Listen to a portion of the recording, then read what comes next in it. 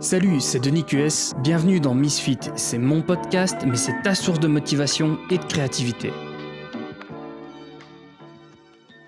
Hello, bienvenue pour cette nouvelle semaine de podcast. Habituellement je suis quelqu'un d'assez positif, spécialement pour ce podcast, puisque le slogan c'est quand même c'est ta source de motivation, pas ta source de la vie c'est de la merde. Donc voilà, c'est pas très habituel, mais il va falloir que je te parle de quelque chose. Enfin, j'ai déjà eu mon petit passage à blanc, mais ça, je suppose que tu as un petit peu suivi. On va pas revenir sur le sujet, ça ne sert à rien. Mais je voulais te parler de quelque chose, c'est que et j'en ai déjà touché des mots comme d'habitude. J'ai déjà touché un petit peu des mots, tout ça dans d'autres podcasts, mais sauf que là, on va rentrer plus en profondeur dans le sujet. On a tendance à ne te montrer que la lumière, et parfois, même quand on te montre tout, tu n'as tendance d'avoir que la lumière. Et c'est normal, parce que c'est humain. Je veux dire, quand quelqu'un va réussir, on va voir uniquement sa réussite, on va pas voir tout le travail qu'il y a derrière, on va voir que il y a eu ce truc il y a pas longtemps avec un type qui a été mis en avant, un streamer sur Twitch qui s'appelle Ninja, qui a joué à Fortnite en live avec le rappeur Drake, et puis il y a eu d'autres personnalités américaines qui sont intervenues pendant le live, et du coup ça a mis un coup d'exposition énorme sur Ninja et sur les streamers, même sur Twitch, sur la plateforme en général. D'ailleurs, si tu n'es pas sur Twitch, regarde un petit peu ce qui se passe autour, parce qu'il y a vraiment quelque chose qui est en train de se passer avec cet événement-là. C'est qu'il y a des gens sont en train de se rendre compte que Twitch existe. Et quelque chose qui est en train de se mettre en avant, ça m'a assez perturbé, puisque ça fait un moment, moi, que j'ai quitté Twitch, parce que c'était plutôt lié aux jeux vidéo et que je voulais partir sur un autre type de contenu, mais avec le coup de projecteur qu'il y a eu là-dessus, il y a pas mal de choses qui sont en train de se mettre en place. Bref, ça c'est une parenthèse. Et cette personne, donc Ninja, a été mise en avant, et puis il y a des gens qui avaient la positivité de dire c'est super cool, et puis il y a une journaliste qui l'interviewait et qui disait mais quand même, vous gagnez de l'argent en jouant aux jeux vidéo. Et c'est tout.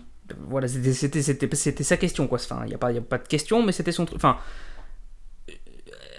alors, ok, donc Ninja joue à un jeu vidéo, il joue à Fortnite, il diffuse ça sur Twitch, et effectivement, il gagne de l'argent grâce à ça.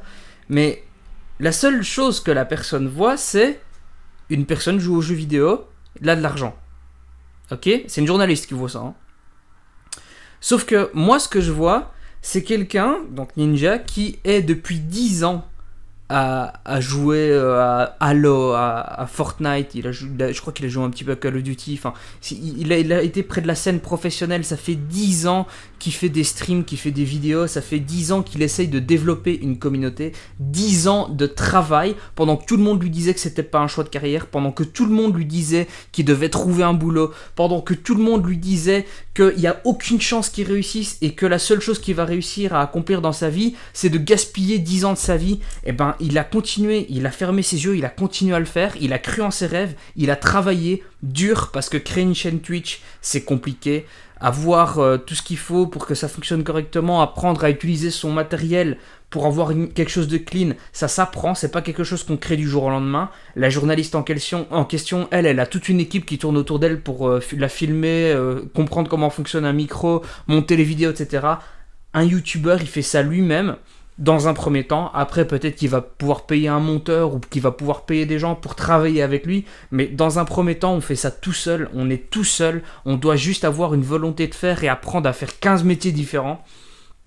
Il faut réussir à jouer, et en plus jouer avec un bon niveau, parce que ce qui produit sur Fortnite, il faut des heures de jeu et d'entraînement pour pouvoir proposer quelque chose de performant. C'est pas offert à tout le monde, parce que les gens vont pas avoir la ténacité de jouer autant et de vouloir mettre toujours un niveau de jeu supplémentaire, de proposer toujours un niveau de jeu supplémentaire. Et en plus de tout ça, il faut réussir à proposer un live, une interaction avec le public suffisamment intéressante pour que les gens aient envie de rester.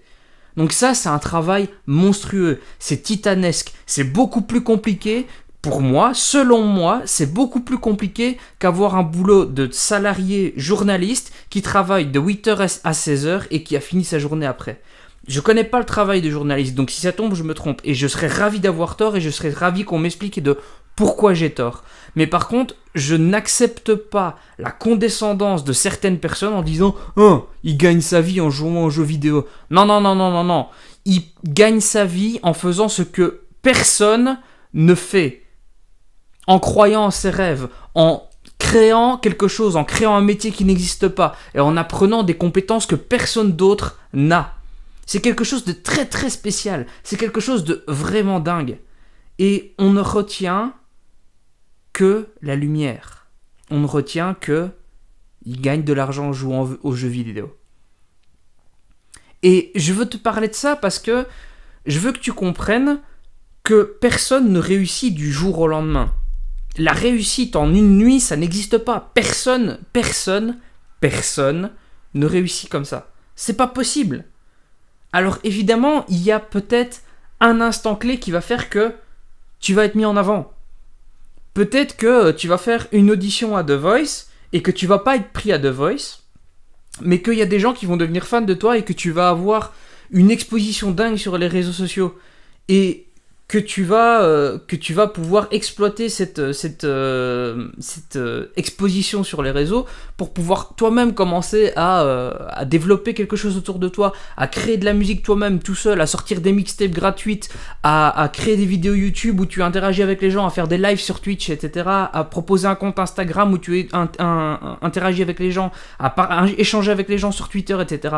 Sauf que, encore une fois, on ne va retenir que l'instant de « Ah ouais, mais il est passé à la télé sur The Voice. Et il a réussi du jour au lendemain. » Bah non, il n'a pas réussi du jour au lendemain. Il a travaillé sur des tas de trucs et passé sa vie sur Twitter à répondre à des gens ou à faire des photos sur Instagram, etc. Et apprendre à utiliser les réseaux pour mettre en avant son savoir-faire. C'est un métier, c'est un savoir-faire unique. C'est quelque chose de compliqué. Et il faut que, en tant que créateur de contenu, tu comprennes que c'est un travail de longue haleine.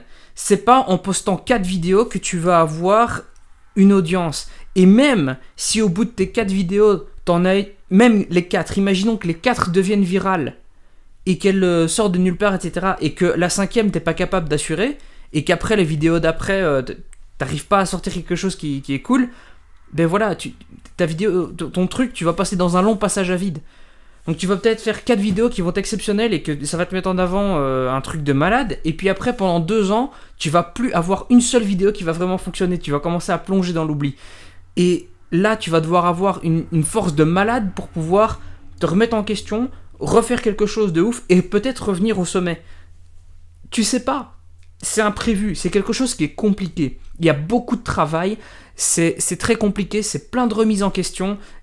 Tu n'as aucune garantie de réussir. Tu vas peut-être faire ça toute ta vie. Peut-être, tu vas peut-être faire ça toute ta vie sans jamais avoir les résultats que tu veux avoir. C'est possible. C'est possible. Mais la question c'est, est-ce que tu es prêt à prendre le risque ? Est-ce que faire autre chose de plus sûr dans ta vie, c'est quelque chose que tu veux faire ? Est-ce que tu préfères être heureux en faisant une vie d'échec, en ne réussissant pas à aboutir à ce que tu veux, mais en tentant pendant toute ta vie avec espoir et en te rendant compte à la fin que tu n'as aucun regret ? Ou est-ce que tu préfères prendre un petit job sûr, entre guillemets, parce que pour moi la certitude des boulots aujourd'hui, il y en a plus nulle part, dans aucune sorte, mais un boulot sûr, en ayant fait des études sûres, pour avoir un truc solide, etc. Et après une carrière où tu as baissé les chines, où tu t'es mis très mal pendant toute ta vie parce que tu ne vivais que après ton travail, que tu échangeais 5 jours de travail contre 2 jours de week-end, que tu échangeais 300 jours de travail, peut-être, je sais même pas si on y arrive, 300 jours de travail pour 60 jours de congé par an, et après une vie que tu es fatigué à cause du stress, tu as des problèmes de santé, et tu es plein de regrets parce que tu n'as pas osé faire ce que tu voulais faire, ce que tu avais envie de tenter quand tu étais plus jeune, est-ce que tu préfères cette vie-là ? C'est un choix. C'est un choix. Il y a deux solutions. Il y en a une qui est plus facile en fait parce que les routes ont déjà été tracées pour toi. Et on a une où tu plonges dans l'inconnu. Et où tu as aucune garantie. La question c'est quelle route tu veux choisir. C'est une décision compliquée. Et peut-être qu'il y a moyen de trouver un chemin qui est entre les deux extrêmes. Personnellement je suis plutôt sur une extrême plutôt que sur... Enfin, je suppose que tu as déjà compris de quel côté de la barrière je me pose avec le contenu que je propose. Mais c'est la question. Qu'est-ce que toi tu es prêt à faire ? Qu'est-ce que tu fais ? Pendant combien de temps ? Parce qu'il est possible que je craque au bout d'un moment, que j'ai plus envie de continuer dans cette voie-là, mais au moins j'aurais essayé. Personnellement, je sais que j'aurais pas de regrets par rapport à ça parce que j'aurais essayé. Et je sais que si je ne le fais pas, personnellement, j'aurais beaucoup de mal à avancer et je m'en voudrais beaucoup. Voilà. Donc c'était quelque chose de très important pour moi. On va en rester là parce que ça sert à rien de continuer à un peu dans le cercle, enfin, je veux dire, t'as compris le message, il n'y a pas besoin que je continue mon discours. Et on va revenir demain avec un contenu qui est peut-être un peu plus posé. Je vais parler d'un autre sujet. Mais voilà, c'était quelque chose de très important et j'avais envie de commencer la semaine avec ça. Je te souhaite une très bonne semaine, une très bonne journée et je te donne rendez-vous demain pour un nouveau podcast. Salut! Merci d'avoir écouté ce podcast. Si tu veux mettre une seule étoile à ce podcast, pas de souci. Mais par contre 5 étoiles, ce serait vraiment cool. Tu retrouveras aussi dès demain un article sur le contenu de ce podcast sur denisqs.com et aussi sur mon Medium go.denisqs.com/medium. À la prochaine!